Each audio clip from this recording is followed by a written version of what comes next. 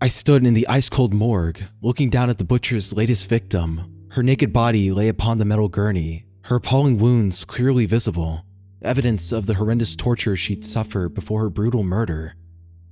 My partner Mike stood by my side, barely controlling his emotion as he read the coroner's report aloud, going through the victim's long list of injuries.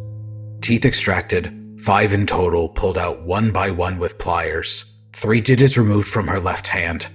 Half of her tongue has been cut out, numerous cuts and burns across her body, internal hemorrhaging too. The cause of death wasn't from any one of these injuries, however.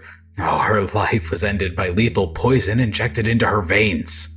They sent a sample away for testing to identify the substance used. I looked over the body in closer detail, trying hard to hold my stomach as I took in the sheer horror. I could imagine the young woman's terror and pain during her final hours of life. The agony she must have felt with every fresh cut from her psychotic captor. My blood boiled at this latest atrocity. It would be easy to disassociate from the victim. And here, she was just a slab of dead meat, the soul having exited its flesh prison. But this young lady had been a real person. She had a life, passions, loved ones, and dreams. But all of this was so cruelly snuffed out by an act of unspeakable evil. What was her name? I muttered solemnly as I focused upon her now shut eyes. Emily Grant. Mike replied with a barely suppressed emotion. A 20-year-old student nurse from the West Side. She was reported missing by her roommate 3 days ago. They found the body dumped in the woodlands 5 miles out of town. An anonymous tip led local police to the location. Mike cast me a suspicious look, which I did my best to ignore. I knew the last part already, since I was the one who made the call, confidently from a payphone without CCTV coverage. But no one could know this, not even Mike, who I'd known since the academy and trusted with my life. Not even he would understand how the knowledge of the body's location had come to me. And I couldn't reveal the truth without bringing unwanted scrutiny. So, victim number 6 then, I stated as I looked my partner in the eye. 6 that we know of. Mike answered while shaking his head. They found the note with the body? I asked cautiously, even though I already knew the answer. Yes. Mike confirmed. The same note as the last 5 and the same phrase, for the greater good. This sick bastard. Does he really think he's fooling anyone? I looked away from the corpse, focusing on the clock adorning the tiled wall of the sterile morgue. I don't know, I said thoughtfully. I think he actually believes what he's doing is necessary. Mike rolled his eyes in frustration. Oh, come on, Annie, he exclaimed. Are we really going to have this conversation again? What? I replied defensively whilst turning my head to face him. You know, Mike answered. This is the part where you tell me he isn't your usual garden variety serial killer, that his motive isn't sexual. I sighed and shook my head. This was indeed a familiar argument between Mike and I, one we'd been having ever since we'd been assigned to the case. I had better information than he had, of course, but this was more than I could reveal. None of the victims showed any signs of sexual violation, I reiterated. No trace of semen has been found on any of the bodies, and he doesn't keep trophies from the victims.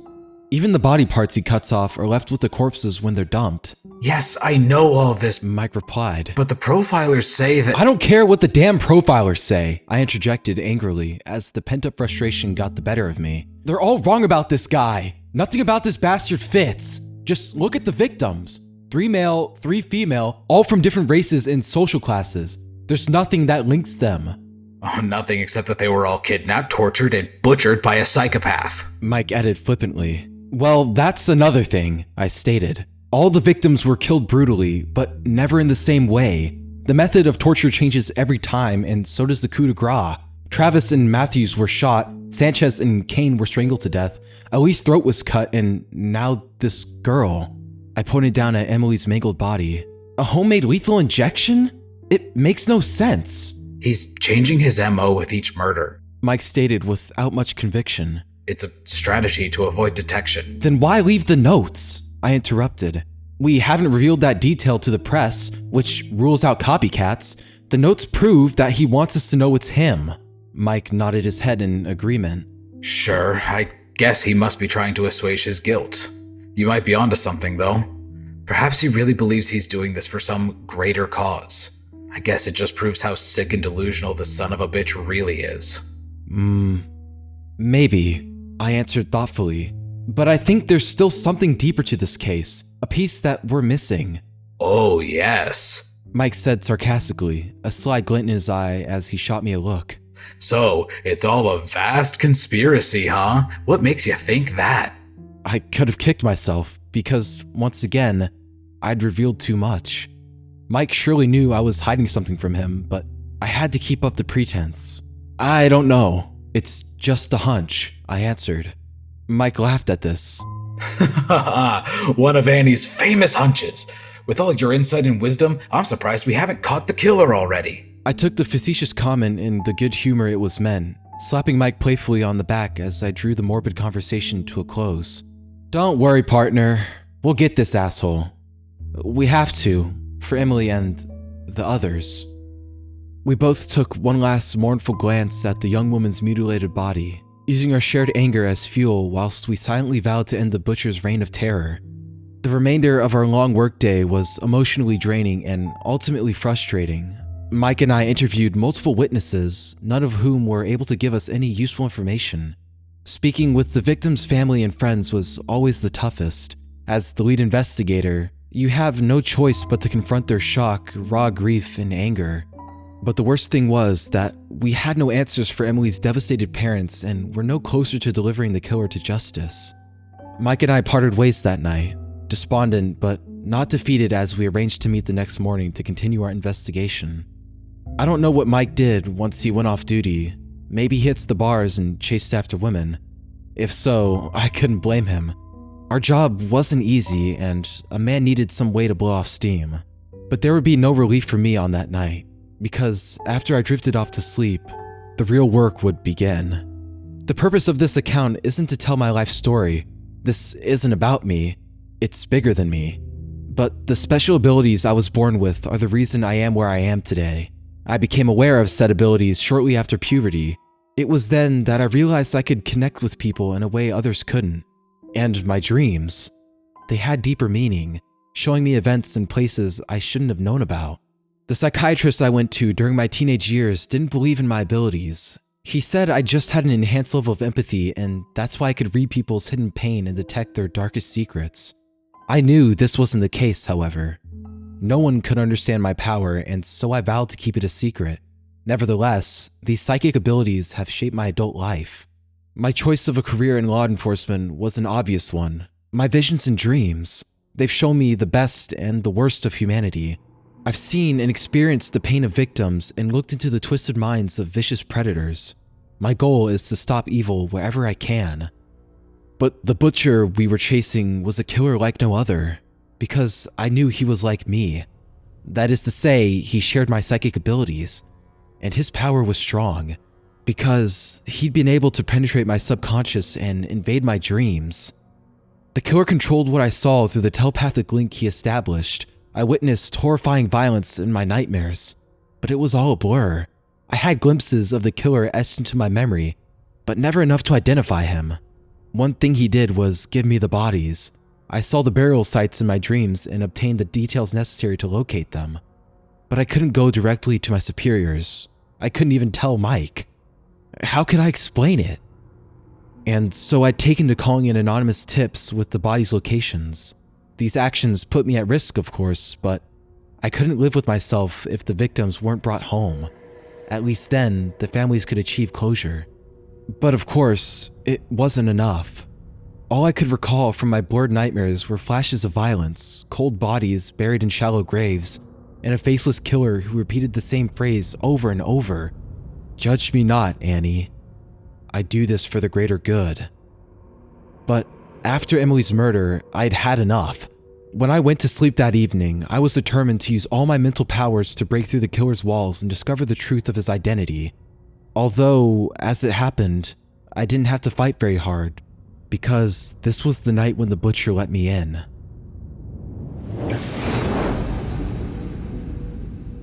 Once I entered the dreamscape, I was instantly dropped into an unfamiliar and frightening place, one which I'd never visited before and hoped to never see again. I would describe the nightmarish environment as a labyrinth. a network of subterranean tunnels which I was forced to traverse, guided by a dim light illuminating my path through unspeakable horrors. My senses were alert, and even in this dream state, I could smell the stench of death, feel the sticky and uncomfortable heat, and hear the blood-curdling screams echoing down the dark tunnels. I'd never experienced a nightmare so vivid and could only assume this hellscape was the product of the butcher's twisted mind. He wanted me to see all this, wanted me to follow the lights down to the end of the tunnel. I dreaded what awaited me, but couldn't turn back. I needed to know the truth, and so I walked forward through the narrow passages, ignoring the distant screams and foul smell as I approached the entryway illuminated by burning torches. What I found inside was a literal chamber of horrors. The rocky walls were covered in blood and the cave floor littered with body parts. The stench of death was nearly overwhelming and the heat was close to unbearable. But I pushed on, hiding my disgust as I approached the stone altar at the center of the chamber, where a dark figure stood over a fresh corpse, carefully applying his bloody trade as he cut into flesh with a scalpel. The butcher surely knew I was standing behind him, but he feigned surprise when he turned around to face me. I didn't need to act surprised, however. This was the first time I'd seen the butcher's face, and what I couldn't believe was how normal he looked. He was a clean-cut man in his 30s, his black hair short and slicked back, his white teeth perfect as he smiled, and his blue eyes sharp and focused, intense, but far away from madness. I suppose I should have known. I'd built up this image in my mind, one of a monster, a demon from the pits of hell. But despite his unusual abilities and proclivity towards violence, the butcher was just a man. There were some theatrics to his welcome, his eyes lighting up as he greeted me with a mocking bow. The famous Agent Annie. So glad you were able to come. Please, make yourself at home. I scoffed, looking the killer over and noting the blood-splattered apron he wore over his suit. Nice place, I said sarcastically. Thank you. He replied whilst keeping up the act. All this, it's not real, of course. All the product of my imagination. Not everyone's taste, but my work has taken me to some dark places. He laid his knife down beside the body, wiping his bloody hands on his sleeve. I swallowed my fear as I spoke my next words. So, you know my name. Are you gonna tell me yours? The butcher lowered his head and broke eye contact. I think it's best I don't, for now. I scowled, wishing I had my sidearm, or indeed, any physical agency in this dreamscape. All I had was my wits and my voice. I don't get it, I said, closely watching the butcher's every move. You've brought me here, let me into your inner sanctum. I've seen your face. Why are you giving me all this? I'm willing to give you everything, Annie. He said with a twisted smile. You want to catch me, and I'm going to let you. Why? I asked. Because my work has hit a wall. The butcher answered with an evident frustration in his voice. I can do no more. And the time has come to move on. I racked my brains, trying to figure out why the killer would turn himself in. Why now? But what interested me more was this talk of his work, the greater good. That's what you wrote in your notes, right? I asked. You really think you're doing good work by butchering these people? I know I am. The butcher replied confidently, his eyes narrowing with a fiery intensity. Why do you think I chose you, Annie? We share the same special ability, the same power. I've reached out to you through your dreams to let you know the truth. Yes, I've done terrible things. I realize this.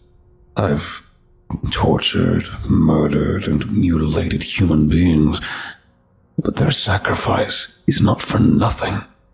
Every time I've taken a life, I have learned something new. What do you mean? I interrupted in annoyance. What can you possibly learn from all this pain and suffering?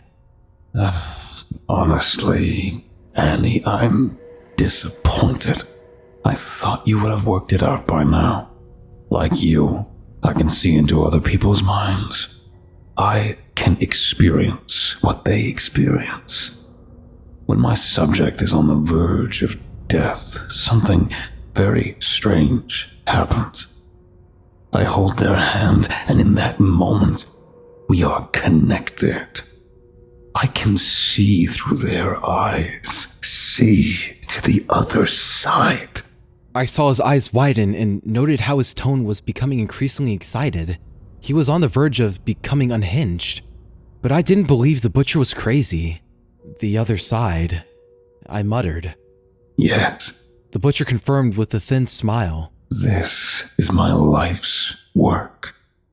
To see, to document, to study. He sighed deeply, the passion suddenly leaving his voice.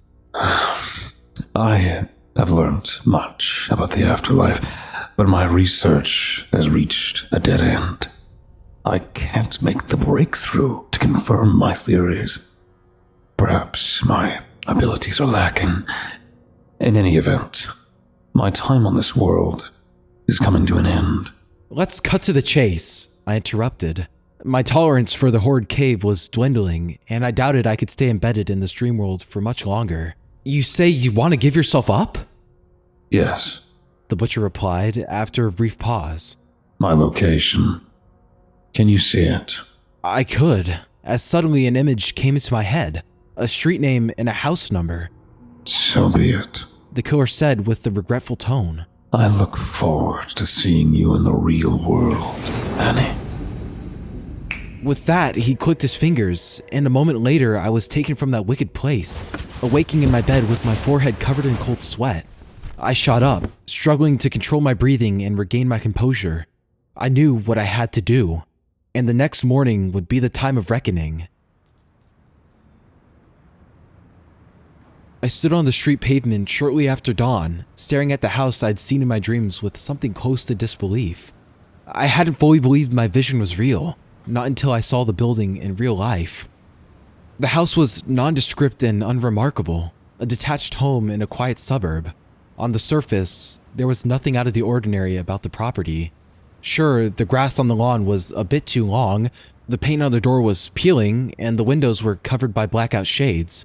But otherwise, the house was identical to every other on the block. That was only surface level, however, because I knew the truth about this house of horrors. I could see through those walls and knew the evil which dwelt within. I still don't understand why we're here, Annie. That was Mike, who was standing on the sidewalk beside me. My partner was with me, but there was no one else. We didn't have a warrant. How would I have got one? Judges don't recognize visions as probable cause. Besides, the butcher said he wanted to surrender. We shouldn't need a SWAT team to bring him down. Mike was the one I trusted more than anyone, but I still couldn't reveal the truth to him. I have a hunch about this place. I think there's a connection to our case. Mike shook his head and laughed. Another one of your famous hunches. I should have known. I grabbed my partner's arm and forced him to look me in the eye. Listen, Mike, I know this is crazy, but I just need you to trust me right now. There's somebody inside who we need to talk to. I know we don't have a warrant. I only want to knock on the door. Are you with me? Mike must have seen the intensity in my eyes, and he knew I was serious. Okay, Annie. He said with a firm nod. Let's go knock on the door. We walked slowly down the path as I reached out for the doorbell. But then something hit me. A terrible foreboding that something wasn't right. Mike saw my hesitation and looked puzzled. What the hell is wrong with you? He asked. Mike pushed past me and approached the entrance. Weird, it's already open. He announced. That was when I had a premonition. One of imminent violence. Mike, get down! I screamed while simultaneously grabbing his shoulders and pulling him away from the door. What the? Mike cried. But a moment later, there was an almighty boom before buckshot tore through the thin door. Jesus! Mike swore. He should have retreated to cover so we could call for backup, but Mike must have forgotten his training in that critical moment as he drew his 9mm from its holster and charged inside the house. Freeze, asshole! He screamed whilst advancing down the corridor. Mike, don't! I called after my partner, but there was no stopping him, and I had no choice but to draw my own weapon and follow. I ignored my instincts and the stench of death as I ran into the darkness. Mike was ahead of me, at the end of the corridor and facing towards an internal doorway. I saw the fear in my partner's eyes as he raised his gun to fire, but the butcher had the drop on him.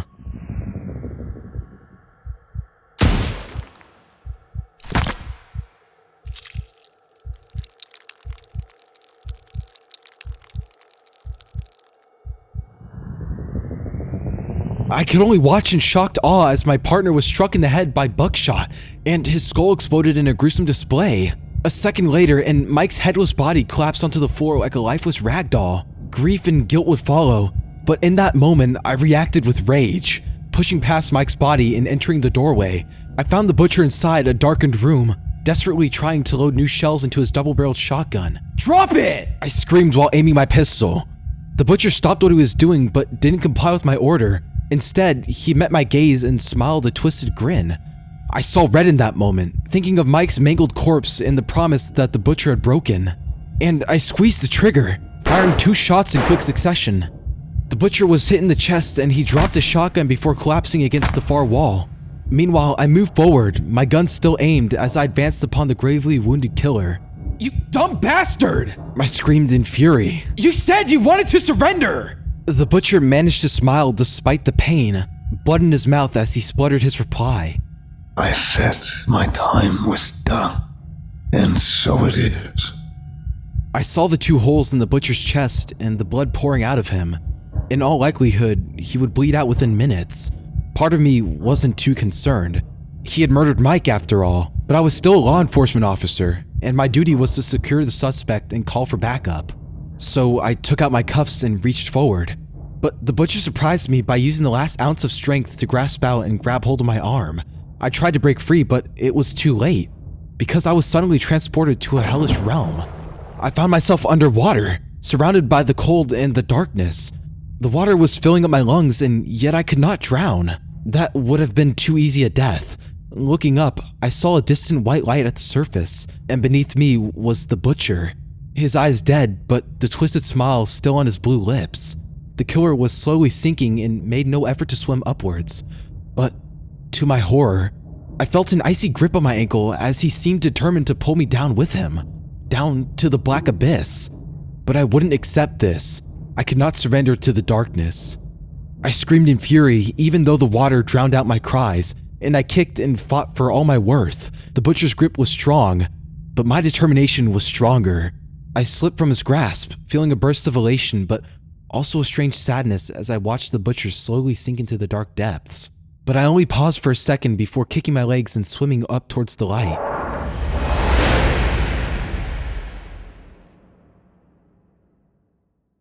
It's been weeks since the shootout at the Hell House, and I've had to deal with the aftermath. Mike's funeral wasn't easy to get through. He received full posthumous honors from the agency, but I couldn't bear to look his parents in the eye. Such was my guilt. I also could not explain what had brought me to the butcher's location. I told my superiors that we received yet another anonymous tip about the house. It wouldn't hold up to much scrutiny, but they didn't ask too many questions. And why would they? I was the hero of the hour, the agent who brought down the butcher. When the house and grounds were searched, they discovered 2 fresh bodies in the basement and the remains of 5 further victims buried in the backyard, confirmation that the killer had been more prolific than we knew. A collection of horrifying videos were found on the butcher's phone, during which he recorded and documented the torture and murder of his multiple victims. But one piece of evidence didn't fall into the investigators' hands, because I removed it from the scene for my own personal use. As I write this, I can hear the screams of my Bond victim from the cellar. He can cry out as much as he likes, because no one will hear him. I can't fully explain what happened to me when the butcher died, but I guess some of his darkness rubbed off on me. I like to think I'm a more just killer, because while the butcher abducted the innocent, I only target the guilty. Take my current guest, the man screaming in the cellar. He's a multiple rapist who walked free from a court on a technicality. Nobody will miss him. But punishment isn't the point of the torture. You see, I inherited the butcher's journal after he died, including all the details of his experiments into the afterlife. His mission has now become mine as I continue his important work. Once I find the link between this world and the next, then it will all have been worth it.